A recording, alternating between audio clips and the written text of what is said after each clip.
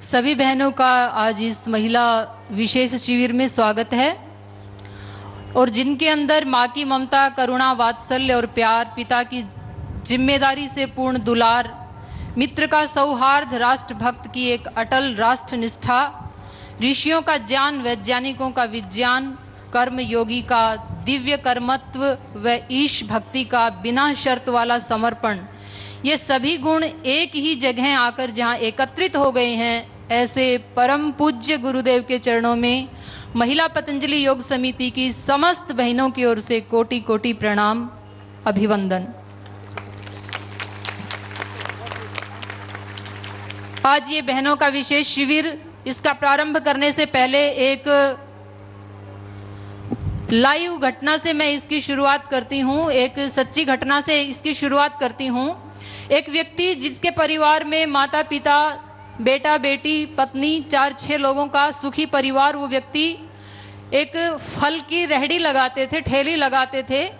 दुर्भाग्य से उस परिवार में ज्वर का प्रकोप हो गया और 8 दिन के बाद जो ब्लड रिपोर्ट आई उसमें पता लगा कि उनके बेटे को और उनकी पत्नी को ब्लड कैंसर हो गया। वो व्यक्ति बहुत परेशान हुआ क्योंकि उसके पास इतना ज़्यादा धन नहीं था कि वो अपने परिवार का इलाज करवा सके। उसने कुछ धनवान लोगों से कर्ज लेने के लिए मनुहार की, लेकिन उसको सफलता नहीं मिली। एक दिन एक धनवान व्यक्ति यहीं समुद्र के किनारे भ्रमण कर रहे थे। उस व्यक्ति ने कहा, बाबूजी मेरी घर उजड़ जाएगा, मुझे थोड़ा सा सहायता कर दीजिए। उस व्यक्ति ने झुंझलाते हुए कहा, इतने हट्टे कट्टे हो, कुछ काम क्यों नहीं करते हो?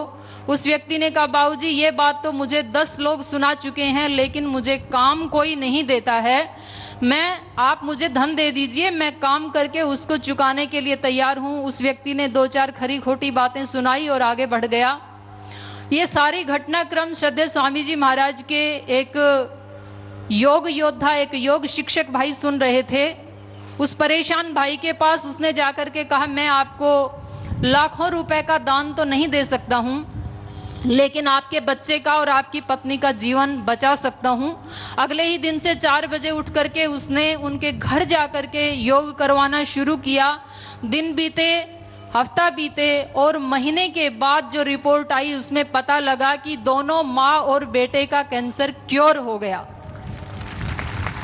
सौभाग्य की बात है, उनको लगा कि ये जीवन हमें श्रद्धेय स्वामी जी महाराज के एक योगी की योग विद्या से प्राप्त हुआ है और हम सब अपना जीवन उसी की योग विद्या की सेवा में समर्पित करते हैं। वो पूरा परिवार योग की सेवा में समर्पित हो गया। उसकी रिपोर्ट जब हरिद्वार श्रद्धेय स्वामी जी महाराज के पास पहुंची तो करुणालु हृदय संत ने कहा, इनको एक आरोग्य केंद्र दे दिया जाए ताकि इनके परिवार का गुजर बसर आसानी से चल सके। और उसने, क्योंकि सुबह सुबह 2 घंटे योग करता था, दिन में कर्म योग करता था, आरोग्य केंद्र के बाद चिकित्सालय और फिर एसडी, और कुछ ही दिनों में वो व्यक्ति धनवान, माने आर्थिक दृष्टि से भी बहुत धनवान हो गया और अंदर से तो योग से धनवान होना ही था।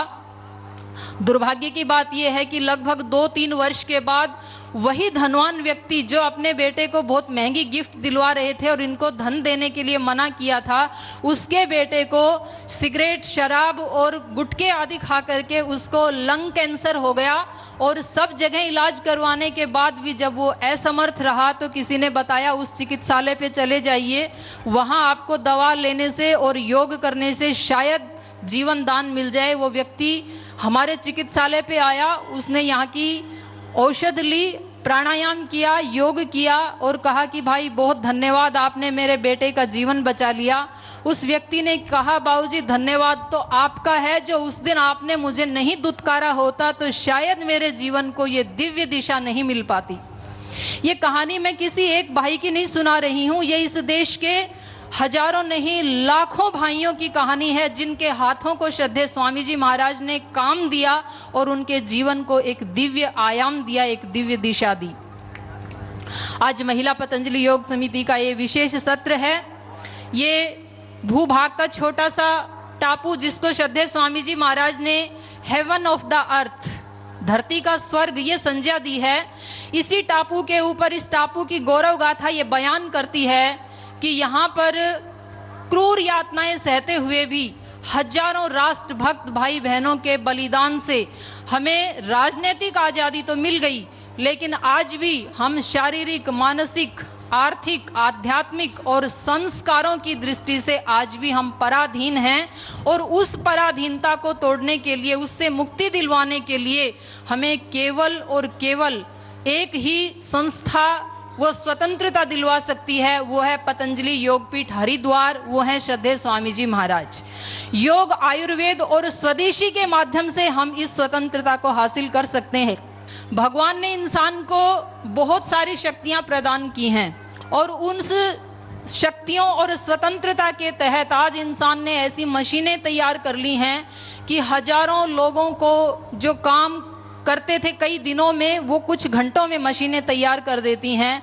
लेकिन एक कार्य आज भी ऐसी मशीन कोई इंसान नहीं बना पाया, वो कार्य आज भी भगवान ने अपने हाथ में रखा है और वो कार्य है इंसान का निर्माण, मनुष्य का निर्माण। मनुष्य को जन्म कोई मशीन नहीं दे सकती है, ये काम भगवान ने अपने हाथ में रखा है और ये कार्य भगवान माँ के माध्यम से इस धरती पर करवाते हैं। चाहे कोई मनुष्य की संतान हो या पशु पक्षी हो, सबको जन्म देने वाली माँ है। माँ है तो सृष्टि है, माँ है तो संसार है। यदि माँ नहीं है तो सब कुछ बेकार है।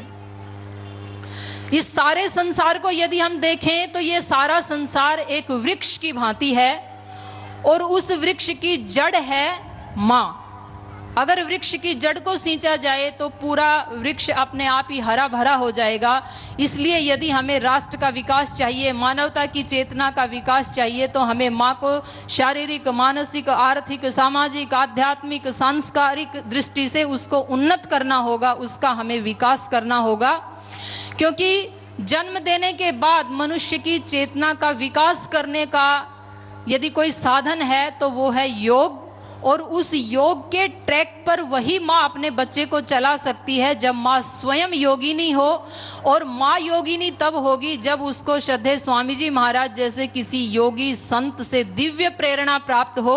आज आप सब बहनें भी यहाँ आकर बैठी हैं वही प्रेरणा लेने के लिए। और आपकी जानकारी के लिए, ऐसे तो देश में लाखों बहनें श्रद्धेय स्वामी जी महाराज के मिशन से जुड़ी हैं, लेकिन संगठन की दृष्टि से यदि देखें तो लगभग 35 लाख बहनें श्रद्धेय स्वामी जी महाराज से वो दिव्य प्रेरणा पाकर के पूरे देश में अपनी सेवाएं अर्पित कर रही हैं। जब आज ये महिलाओं का विशेष सत्र है, इसमें न केवल उनको शारीरिक रूप से और उनका सौंदर्य निखारने के लिए ही ये योग शिविर है, बल्कि इसके पीछे एक बहुत ही गुप्त रहस्य छिपा हुआ है।